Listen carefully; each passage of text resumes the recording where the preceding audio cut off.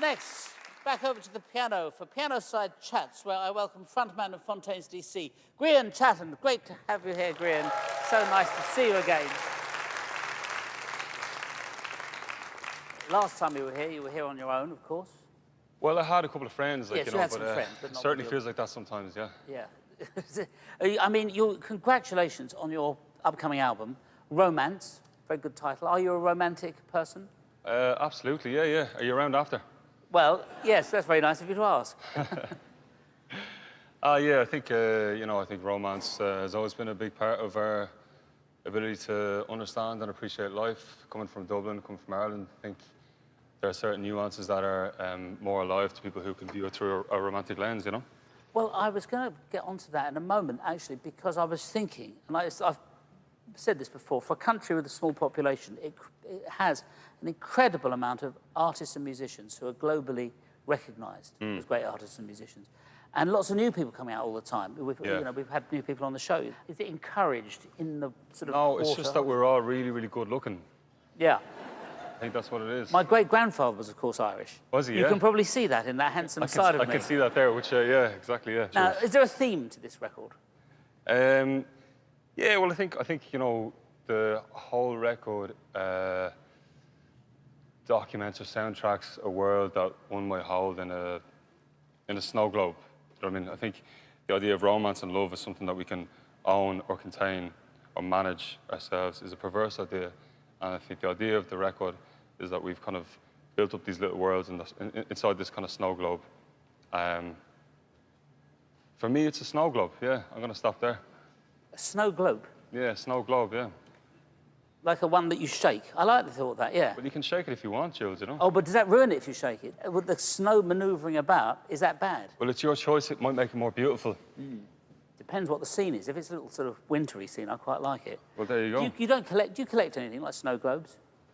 No, just compliments. Come to the wrong place, I'm afraid. but no, I think it's great. I like to... I mean, I collect too much stuff. You don't collect anything at all? No, I don't really. No. I'm kind of... I pick things up and put them down. I kind of, especially in terms of writing, I feel like I write often on the most kind of ephemeral kind of form, you know what I mean? I literally like writing on toilet paper because I know that its destiny is to go into the bin. You know what I mean? I think if you write on a moleskin or on a slab of rock, there's far too much pressure. It's cast in stone. Exactly, yeah. I mean, you are a great lyricist. When did you write your first lyrics? I think I was 8 or 9 years old, and the lyrics were, I'm running, and I'm running, and I'm running, and I'm running. Which I think is pretty brilliant, to be honest. I'm at the top of that, you know. What rhyme with running, then? I don't know, shortcoming. Oh, nice. That's very good, yeah. Did your family encourage you to write? And yeah, my dad, he's up there somewhere. Oh, you didn't say that. Hey, Dad, where are you? Nice to see you. Well done. And Mum. Wouldn't be here without him. Nice. Yeah, no, my dad used to promise me a pack of football stickers every time I learned off a poem by heart. So I started to learn off all these poems so I could get the pack of football stickers, and then eventually I realised that they were having a kind of application in the way that I looked at the world, do you know what I mean? And it wasn't just there's a utility and a function to these things that existed outside the acquisition of football stickers, you know? Yes. But obviously, ultimately, the important thing was the football stickers, Dad, and you owe me a few, I think. Yeah. You're going to go to Glastonbury, returning to Glastonbury. Is there anything you, like any particular preparations or things that you take with you when you're going to Glastonbury? I like to walk on the stage as if I've just walked off another stage, so I don't like to think about it too much, you know? I like to be fighting fit. I like to walk on with the mud that I've collected from the previous festival. And then when I come off tour, I'll think about it all.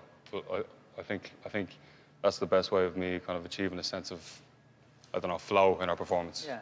Well, there's the thing you've been collecting, mud. That's a start. There you go. Mud collection. You know, it's a good start. Yeah. Well, now, what's the last song you're going to play for us tonight on the show? The song is called Favourite, and it's going to end our next record, Romance. And it is called Favourite partly because it's our favourite song, but also because I guess it's about like it's about relationships, and I think when your favorite person, your favorite thing,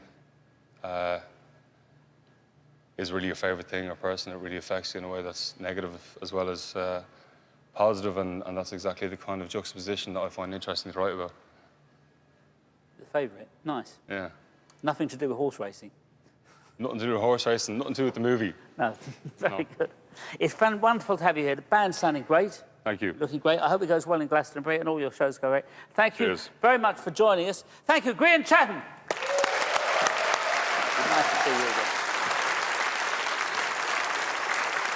And you can watch Fontaines D.C. at Glastonbury next weekend right here on the BBC. And I'm delighted to say that over the years, this show has been a home for a myriad of Glastonburyists. Let's now enjoy this little medley of the 3 artists headlining the Pyramid stage this